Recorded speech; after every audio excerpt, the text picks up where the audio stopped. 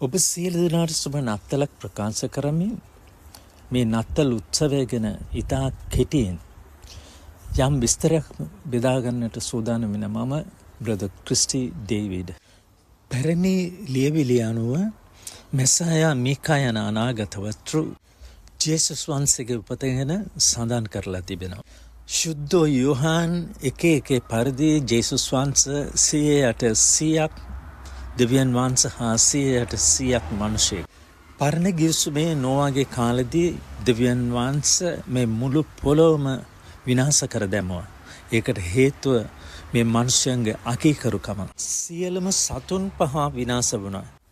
ඒ කාලේදී හිටපු එකම ධර්මිෂ්ඨයා නෝවා පමණයි. නෝවා සහ නෝවාගේ පිරිමි දරුවෝ තිදෙනාද ඔවුන්ගේ භාර්යාව සමග 8 දෙනායි මේ පොළවේ ඉතුරු වුණේ. දෙවියන් වහන්සේට දුක හිතලා දෙවියන් වහන්සේ පොරොන්දු වුණා මෙන් ඉදිරියට මම මේ සෙනගව ජලයෙන් විනාශ කරන්නේ නැහැ කියලා. මේ පොළව පුරාම නෝවාගේ දරුවෝ තිදෙනාගෙන් බිහිවුණු සෙනග නැවත වාරක් වැරදි කරමින් උන්වහන්සේට අකීකරු වුණා. උන්වහන්සේගේ වචනේ සඳහන් වෙන්නේ පාපයේ කුලින් නම් මරණය, නමුත් දෙවියන් වහන්සේගේ දීමනාව නම් අපගේ ස්වාමී ජේසුස් ක්‍රිස්තුස් වහන්සේ තුළ සදාකල් ජීවනය කියා රෝම 6:23 සඳහන් වෙනවා. අපට උන්වහන්සේ නොමිලේ දුන්නු දීමනාව නම් ජේසුස් වහන්සේ ස්වාමින් වහන්සේ කියා පිළිගැනීම පමණයි. එවිට සදාකාලෙටම උන්වහන්සේ සමග ජීවත් වෙන්නට අපට අවස්ථාව ලැබෙනවා. නැත්නම් සදාකාලෙටම උන්වහන්සේගේ විපාකයේ විඳින්නට වෙනවාමයි මේක ඉතාමත් භයානකයි. දෙවියන් වහන්සේ තමන් සියදු මනුෂ්‍යයා විනාශ නොවි සදාකල් ජීවත් වෙන පිණිස ඒ මනුෂ්‍යයා කළ වැරදි වෙනුවෙන් උන්වහන්සේ ඔවුන්ට දඬුවම් නොකර තමන්ම ඒ දඬුවම් විඳින පිණිස ජේසුස් ලෙස මේ පොළොවට මනුෂ්‍යෙක් හැටියට ආ දිනය තමයි අපි මේ දැන් නත්තල් කියා සමරන්නේ. එතරම් අපට ප්‍රේම කළා වූ උන්වහන්සේගේ ඊතා උතුම් පාප පූජාව තුළින් මේ පොළොවේ සියලුම මනුෂ්‍යයන්ගේ පාප වලට සමාව ලබා දී උන්වහන්සේ සමග සදාකල් ජීවත් වෙන පිණිස අපට මාර්ගයද විවෘත කළා.